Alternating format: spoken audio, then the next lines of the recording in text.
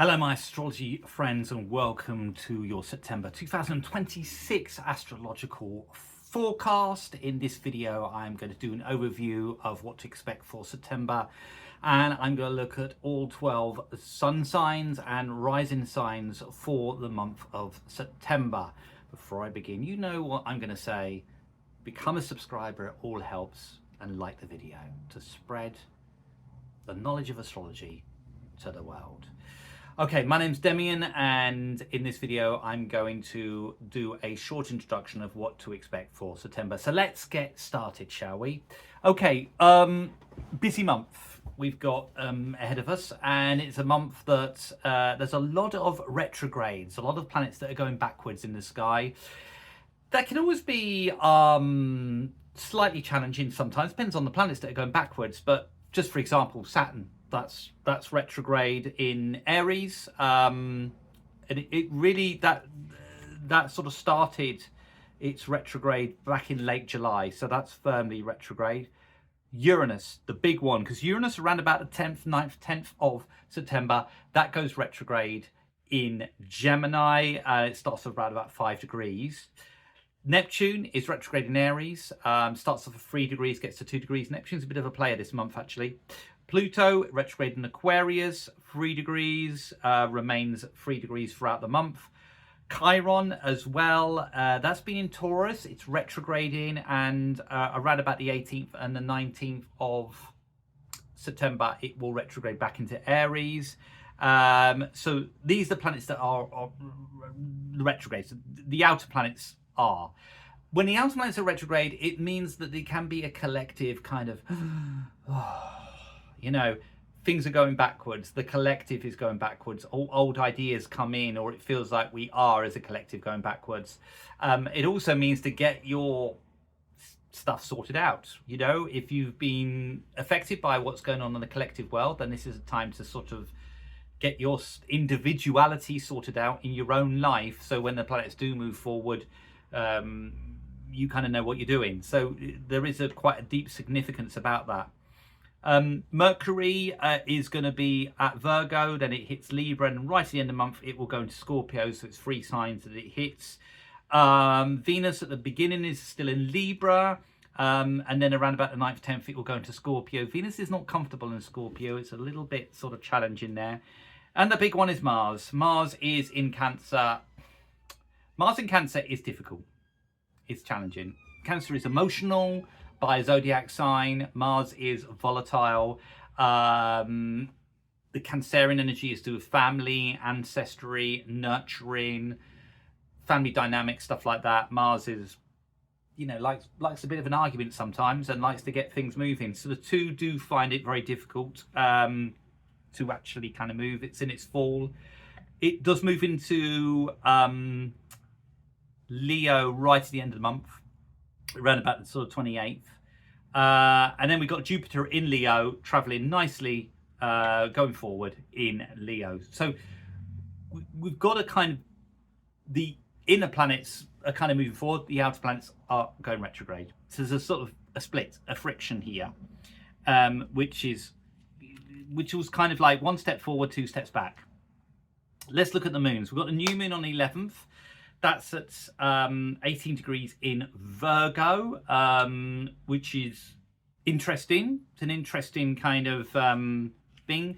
Whenever you've got the moon in Virgo, it's a very healing combination, actually, the moon in Virgo, and the potential for healing, self-healing, the potential to look at strategy of how we look after the body, is particularly strong at that time. It's a new moon, so if you're into a new regime of how you look after your body, this is like a really good time to start that and initiate that, particularly at this time.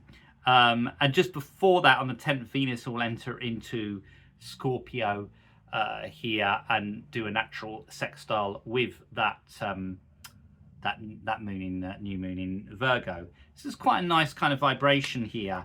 The big one, the one that's really going to sort of be a little bit more challenging, is on the 26th of September, because we've got the full moon at 3 degrees in Aries, and that full moon is making a conjunction with Neptune that is retrograde at about 2 degrees in Aries. That's slightly difficult because a full moon magnifies anything really that's going on the emotional level. But when you got Neptune, that dilutes, dissolves, and causes a sort of nebulous thinking. So this could be catastrophizing in one's mind, particularly if you've got planets around about the cardinal signs at around about 2, 3, or 4 degrees in either Aries, Cancer, Libra, or Capricorn. Then you might well find this energy quite difficult to ground, to move forward. And that is one of the things about this combination, is it is difficult to pull that down into a grounding position and kind of know where you stand. It is great for spirituality and stuff like that, and that's one thing to remember with Neptune's energy. It's creative, it's spiritual, and it works really well, but you have to be a little bit focused on yourself and connecting to the earth and the earth vibration. Very kind of important here. The sensitivity to the earth's pull at that time and to how you deal with that energy is going to be a big one. On the 23rd, we've got the autumn equinox, always good for like, you know, any kind of astrological practice, like physical practice or ritual or stuff like that, to beckoning in the start of autumn in the northern hemisphere. As the sun goes into Libra, and that's about on the 23rd, about 5 minutes past 1 in the morning to occur. But that's a kind of, I like to look at it as a portal at that sort of time. When you work in at that particular time, it's a portal of energy that you can be working with very, very nicely. So I would say that that full moon is more difficult than new moon, and full moons tend to be.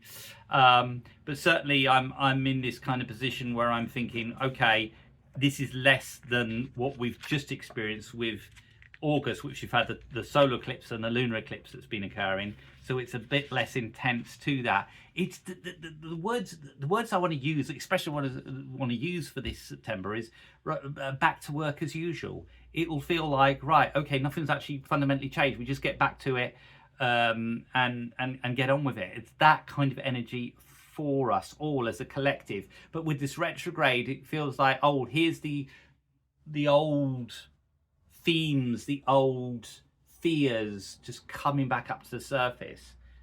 And that makes it difficult because I think these last couple of months, it's actually, we can see there's been huge amounts of changes that are seemingly taking place in terms of how people are thinking about the world, how people are thinking about politics, how people are thinking about society as a whole, and looking at things in a different way and not kind of believing in that as much or taking it at face value as much.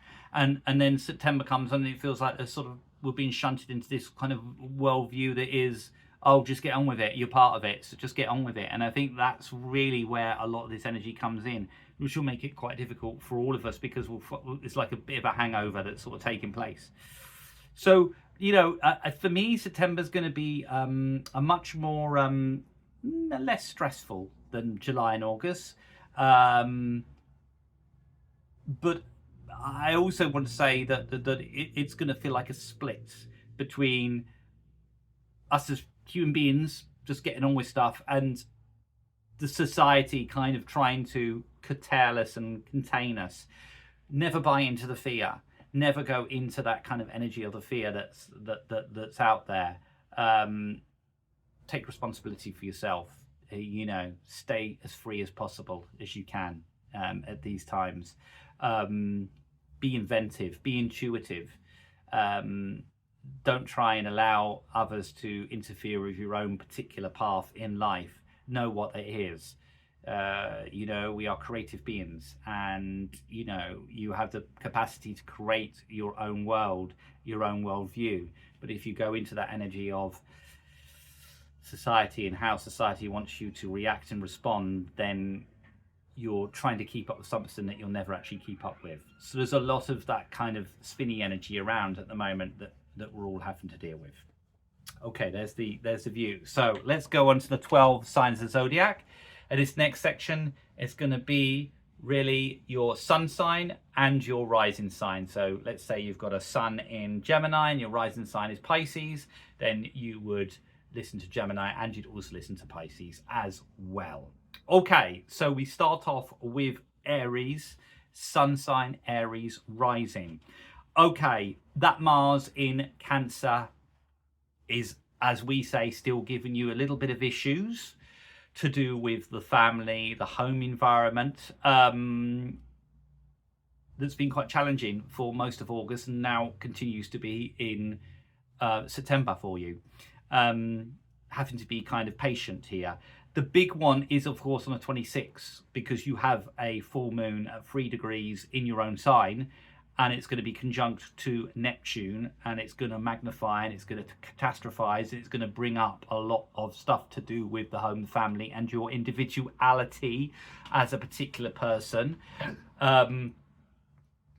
Aries are always a brave zodiac sign. They're going to need to be braver. They're going to need to put that bravery in, and then they're going to need to commit to what they believe in to get things kind of moving. At the end of the month, right about the 28th, Mars, your ruler, moves into Leo, where it's far more comfortable, and it hits your 5th house. And the 5th house is all about creativity, individuality, self-expression, love, romance. It's great. That really can kind of help the situation. But as far as I'm concerned, looking at this is an energy that is much more about you having the courage of your convictions and not being dragged down by what's happening with other people within the family or close to you. They're only bringing up their fears. You don't have to go into them. You can support them, of course you can, but you also need to be brave and concentrate on yourself. Aries love to do that. They love to concentrate on themselves, so this is not a problem for them. The planet Saturn is retrograde in your own sign. That is for some time, at least till the middle of December, and that means that you're withdrawing your energy and you're looking at work issues and you're looking at what you want to do with your working world at the moment, and you're reviewing and you're reflecting it, and I think that's perfect for you to do at this particular point of time. Also, the new moon that's hitting, that is going to really kind of focus a lot on health matters, or a new set of health. That's on the 11th, of regimes that you're going to be looking at. There's a lot of good stuff that's happening to you coming up, particularly in October, and Jupiter's kind of smiling on you, so it's good. It's all about your individuality. Just try not to get kind of focused too much on other people in the family. Okay, Taurus sun, Taurus rising. Venus has been in your cousin Libra, and it changes into Scorpio around about the 9th, 10th. Well, it's the 10th actually, to be official. The Venus will go into Scorpio. Okay, relationships. Venus likes to be in the 7th house. It's exalted in the 7th house.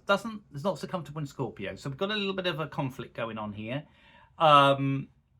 Venus rules kind of you. So are you putting too much energy into relationships? Are you trying to please other people too much? Are you being too diplomatic and not actually speaking your truth? Taurians are going to have to learn this, because when we speak our truth and when we go, right, this is what I think, this is what I feel, sometimes what can happen is we get a backlash, because Taurians are seen as quite placid people who are, as long as they're not told to move fields, are usually quite easygoing.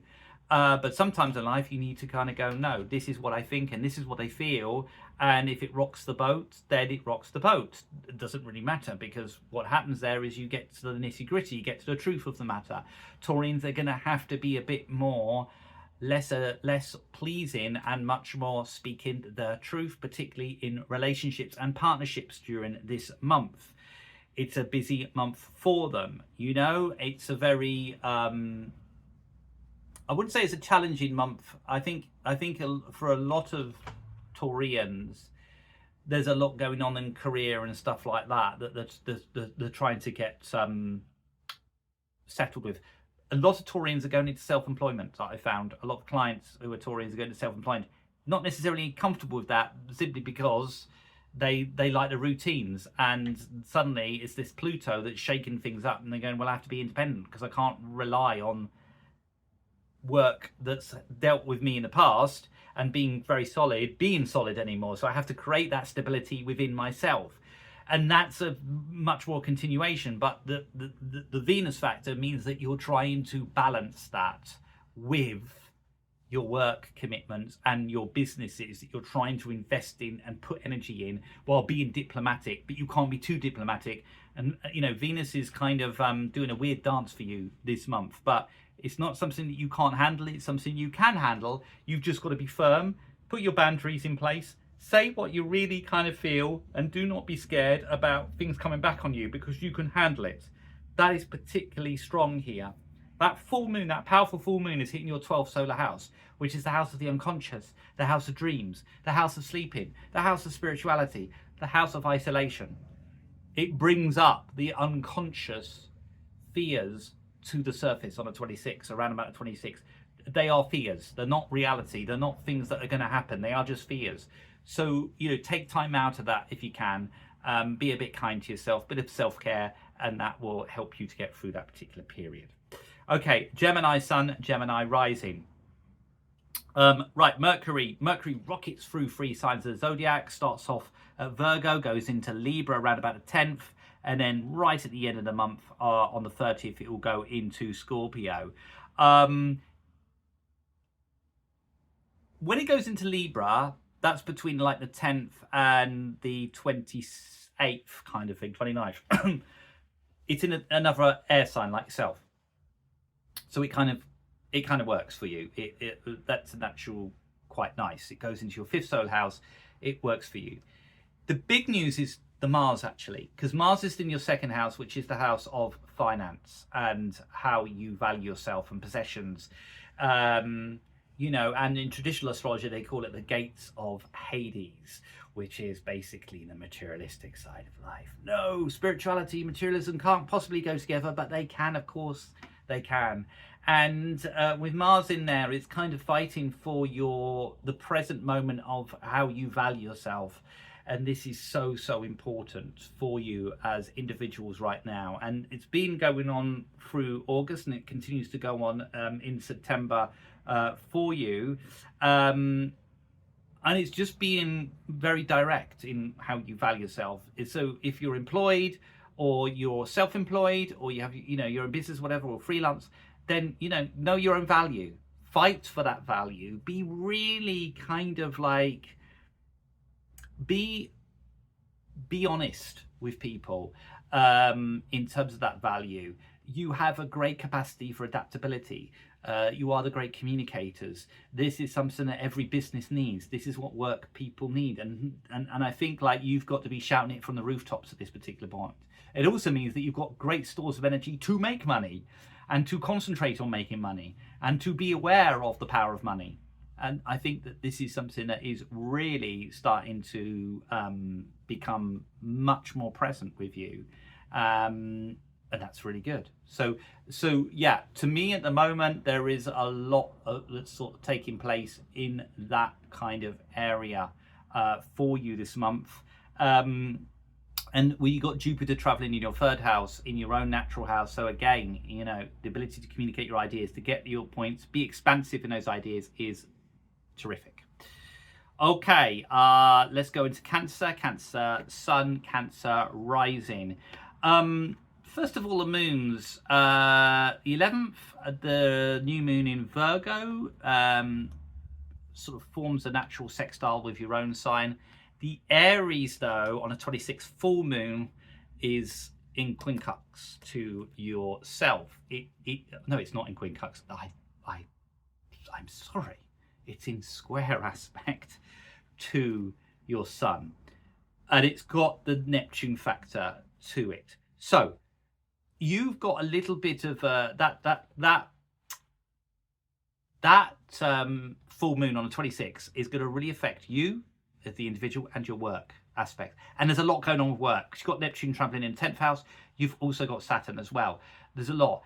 Decisions, to me, my advice should not be made around about the 25th, 26th, 27th. Try not to make them. Try to sort of step back from them. it's not the time to make decisions, because everything is going to be magnified. Everything's going to look a bit worse than it really is for Cancerians. And Cancerians are all about the intuition and how they feel about things, you know. And so if they get these kind of weird hunches, which sometimes they do, they're going to feel like, oh God, I shouldn't do this, should do. Try not to make decisions. Sometimes we can't help it. We have to make decisions, and there we go. But just be kind of a little bit step back from that, because it will kind of help you in this situation for yourself. Saturn is going retrograde in your 10th house. It is retrograde until the middle of December. And from the middle of December onwards, that's when you should be making decisions about work, career, aspirations, or dealing with authority figures. Until then, try and stay quiet. Cancerians are very, very good at that, actually. They can stay quiet. They can be quite good at just sort of being in the background when they need to be. And I think you're going to need a lot of that power for yourself. But at the end of the month, on that full moon, try not to make any big decisions, because it really doesn't kind of help you. Also, just another note, Chiron is shifting back into your 10th house around about the 18th. So again, it re-emphasizes, you know, not to make decisions about career at this particular point. It may be that you're working really, really hard, you're not getting any recognition, nobody's saying well done. That's fine. I'd expect that under a Saturn's vibration. That's normal. You will get rewarded by Saturn in due course. Okay, where are we? Leo Sun, Leo Rising. Leos are basking in the glory of Jupiter, a lot spinning around you, a lot that's taking place socially, in relationships, in work. It can feel a bit heady under Jupiter's energy. It can feel a little bit like, oh my God, where are we kind of going on here? Lots of opportunities. Some of them are good, some of them are false. It's trying to work out the ones that are good and the ones that are just not going to work out. Jupiter is exuberant. It's restless. It wants to pack its bags. It wants to travel. It wants to go places. It wants to find knowledge and educate and stuff like that. It's trying to keep you Leos on the ground.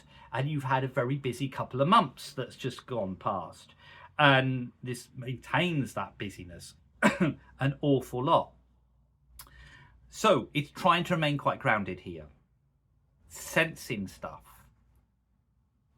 You know, when a lion is going to attack its prey, it's very still, and then it looks at its prey and it remains still until it goes for it and attacks. It's a bit like that, September, Leos. Standing still, looking at what's around you, looking at what you can have, to use the analogy of a lion. It's not a time to attack, because you've been so busy last couple of months that you just need to slow down, take stock, rest a little, observe what's going on around you before making your next move. And there'll be all these things that are around you that look tempting and look like they're good, and they possibly, you know, they have shiny gold and everything else.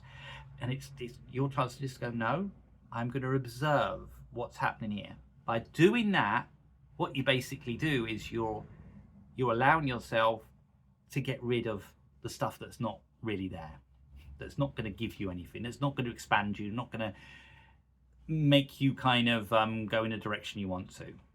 It's careful deliberation and calming it down. Observe, observe, observe.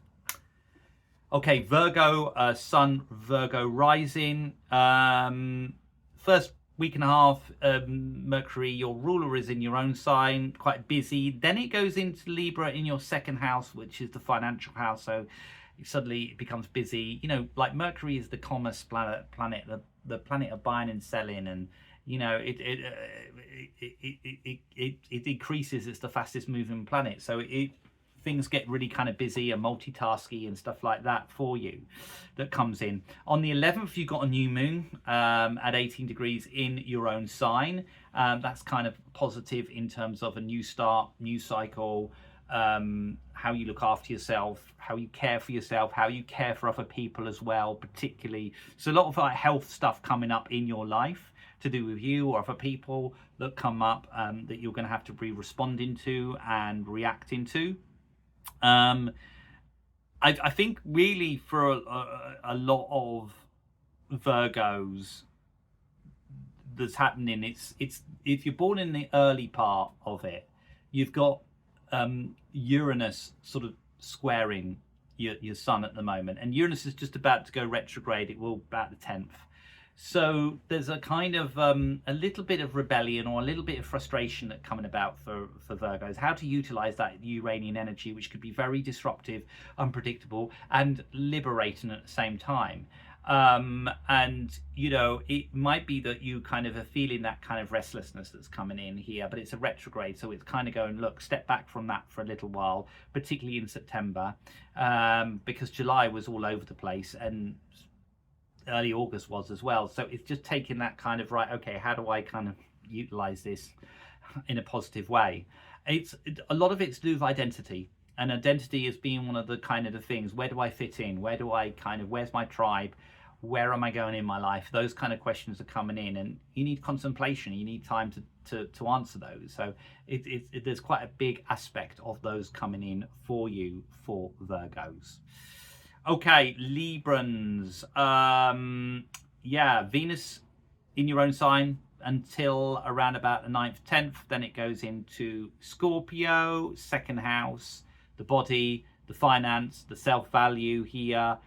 But also, I think that the big one is going to be the 26th. On 26th, you've got the full moon at 3 degrees in Aries in your 7th house, conjunct to Neptune.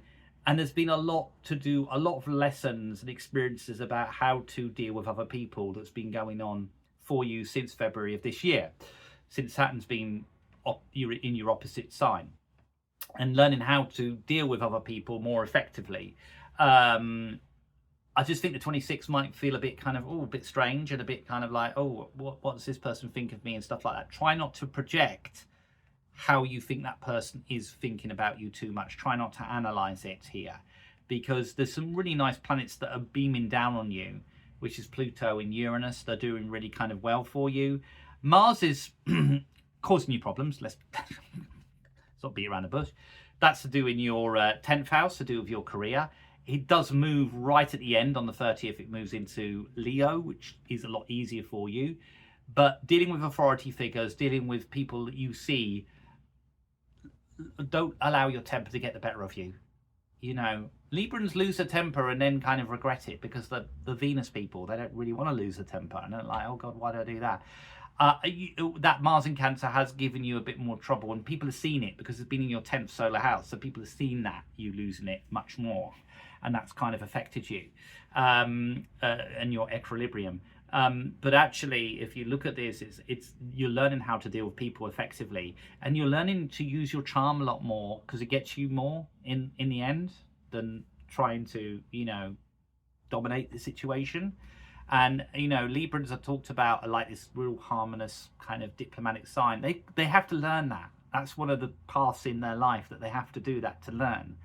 And at the moment, you know, everyone can see that side of you, that kind of like, I want to get things done. And it's like, well, I'm going to have to be much more diplomatic, and I have to work with people much more and be co-op. And once you learn that, Libra, then life begins to really kind of become a lot easier for you. Okay, Scorpio Sun, Scorpio Rising. You got Venus going into your own sign, Scorpios, around about the 9th, 10th. So that increases your need to be with others, to relate to other people, to be social, to engage with people. A lot going on with Scorpios. That's that Pluto factor that's really the thing happening in the family, the ancestry part of your chart, and where you feel like you belong. And that's a big thing with Scorpios, because they're natural survivors, and they want to sort of go out there and they want to show their independence, and they want to keep very things close to the chest and don't want to give too much away, and let Pluto's kind of unearthing all these kind of deep-seated neuroses and fears that might be yours, but more likely to be your ancestors, and you're trying to deal with this at the same time. And it's a soul journey that's taking place for Scorpios. They're thinking, oh my God, this stuff's really coming up a lot, and how do I deal with this, you know? And I think the Venus is certainly going to help you in moving things forward with that. There's some deep-seated sort of therapeutic work that's sort of happening underneath everything, and that's really positive for you and really, really good. So I like that. You know, for you, it's the capacity to be able to reinvent oneself and to transform oneself is huge because of that kind of Pluto factor that's going on, and that being really, really, really good for you here as well. Little bit on your working environment. Yes, okay, round about the 26th, that full moon is going to hit that working environment part of you. Little bit tricky there, because I think you'll find for a lot of you that you're in this position where you're kind of like, okay,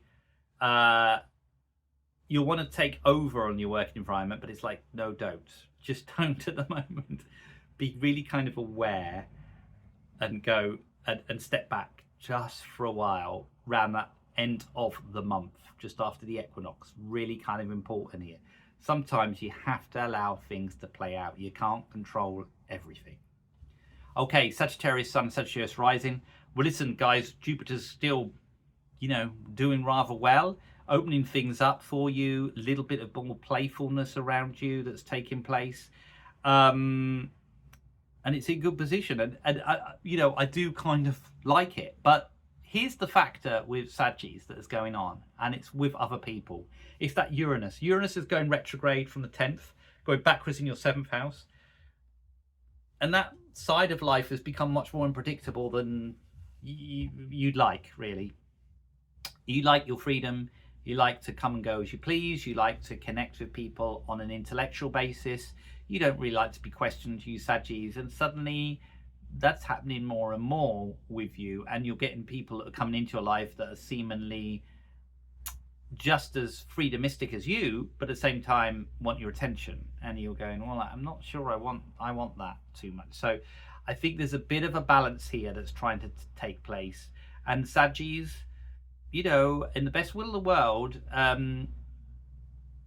if someone becomes too demanding, then Saggies sort of slope off a bit.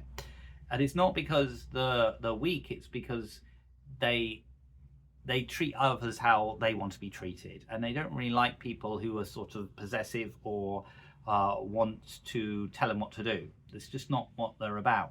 And I think with the Uranus, there's a kind of unpredictability with other people that's around September that you're kind of trying to dodge and trying to get out of the way. So just be kind of aware of that. You don't need to explain yourself, but other people might expect you to explain yourself. And that's where the problem really kind of lies, because you don't want to explain yourself. Why should you? You're a truth seeker. You're a visionary. You shouldn't need to do that. But this is what's kind of happening here. And it means that you're deliberating between, do I stay or do I go situation? And my advice would probably be try and just, you know, be in that space where you're not having to explain yourself, but you've not run away. It's a tricky one, I know, but you're going to have to do it this month. Okay, Capricorn Sun, Capricorn Rising. Your ruler is retrograde and in your 4th house. Also, the full moon on the 26th hitting your 4th house. This is all home, family stuff. There's a lot going on there for you. You'd rather be concentrating on work and career and matters of materialism, and you can't. You're dealing back with the home and holding the fort a lot here, and that's taking up a lot of your energy at the moment for you. And most Capricorns are kind of like having to be pulled into other people's dramas at the moment, which are kind of going, I don't really want to be pulled into other people's dramas. Can you sort of take me out of this situation, because it's not really kind of that good. But that's what's happening to them, and they're finding that quite tiring and a little bit sort of uncomfortable. So at the moment, it's just trying to, I can't kind of give you a remedy for that, because you are pulled into that.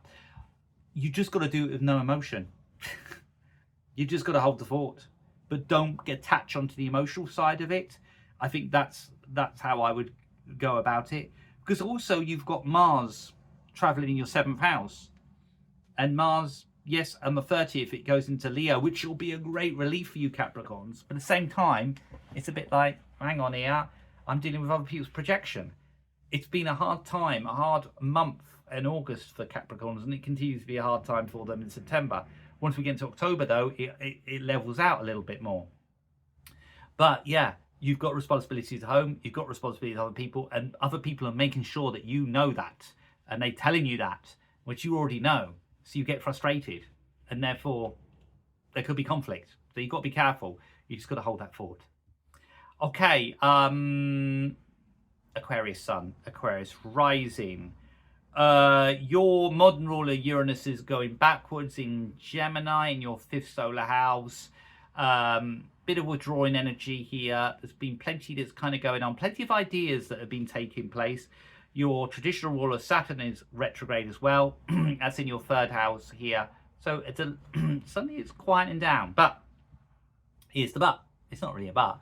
Jupiter is traveling your 7th house, going forward, round about the middle. Lots of connections with other people. There's a general feeling of optimism. There's also a general feeling of bite off more than you can chew. There's a lot of expectation from people. There's a lot of expectation to you from other people that you've got to do. As I said for last month, a lot of expansion coming in from other people. So things are changing. You might not actually like that because since late April, life's not settled down, but you've settled down a little bit more. You've become a little bit more easier. You've actually feel a bit better within yourself. You've not got that crazy Uranian energy that's hitting your 4th house anymore. So you're kind of like, okay, I can deal with it. But everything else is crazy at the moment, and everyone else is. So you're dealing in these two worlds, really, where you're kind of going, oh, I'm kind of balanced and things are all right. But other people are going, no, I'm not all right. This is what's happening. I want to do this. I want to do that. It's a strange one for Aquarians because as much as Aquarians like to be kind of detached and objective regarding people, at the moment they can't be. They're right in the middle of it. And I think that really kind of accentuates itself in September, where you've got experiences and things happening around you. And it's like, you just got to be kind of like true to yourself and, you know, be quite strong with yourself. The other good news is that Venus on the 10th goes into your 10th house, which is the house of your career. So you've got some good stuff coming up for your career and being seen in a positive way, and things open up for you. So for a lot of Aquarians, that second half of the month is going to be quite strong for them. But they are dealing with a lot of other people's kind of problems and issues. And those people are going to gravitate towards Aquarians because Aquarians seem like they know what they want now. Okay, Pisces Sun and Pisces Rising. New Moon on the 11th. Hitting 7th house relationships. New start, new cycle, new way of looking at it. Being strategic with it. Your ruler, Pisces, your ruler, Jupiter, is traveling in your 6th house. 6th house, work, service, health, working environment, those areas. They call it the house of the mundane. I like that. But basically what it means is that you're in a position at the moment where, quite frankly, your working environment is going rocketing. Can you keep up with it? Probably can. What's that new moon doing on 11th? Just working with others. Cooperation. Having to work with others. Having to be, what's the word I'm looking for? Cooperating, but also seeing other people's point of view. Pisces are quite good at doing that. They're very adaptable and stuff like that. But here's the big one. 26. Your modern ruler is Neptune. 26, a full moon in Aries. That's in your 2nd house. But that full moon is conjunct to your modern ruler, which is Neptune in the 2nd house. That is a lot to do with how we make money. That is a situation where it's a little bit turbulent at that time for Pisces. It may be that there's stuff to do with finances or what they can get or how they see themselves in terms of identity within the working world or how they make their money. Again, this full moon is going to magnify things, make things bigger than it actually is. It's going to catastrophize. It's going to, spin it all out. Again, no big decisions regarding working matters for you, Pisces, at the end of the month. At least make the decisions when it goes into October, please, if you can, because you won't be able to see it clearly. You will just be spinning. Chiron also is going back into that 2nd house. Again, it's like, what value do I bring? If you're annoyed at work, don't leave. At the end of the month, try to hang on in there till October and see how you feel. If you start a new project, you go, oh, this project's not working. Don't cut it all out at the end of the month. Just try and get through to October, then make your decisions, because it's a better time then for you. It'll be easier. You'll be able to see things clearly, because it's all leading up to that full moon for you guys. And it's like, oh, I can't do this, or I shouldn't do this. And then it's just like, you just get through it. A lot of full moons, they say, yeah, okay, it brings up stuff to do with fears, full moon. Don't forget that. It brings up, it's very magical. It's good for manifestation. But in order to manifest, you need to know what your fears are and get rid of them so you can manifest it. And if you don't know your fears there, then they're just unconscious fears that kind of get in the manifestation. But what the full moon does, it brings it up so you can actually deal with it. Go, okay, I need to work on that. And then you can do the manifestation. It's a bit like that. But at this point, you know, this is a lot about value with work and how you earn your money and how you value yourself in your work. And you've got to be a little bit canny, is what I would say, during this period, and not make any decisions. There we go. September 2026. Subscribe, like the video, and I'll see you all very, very soon. Thank you very much for watching.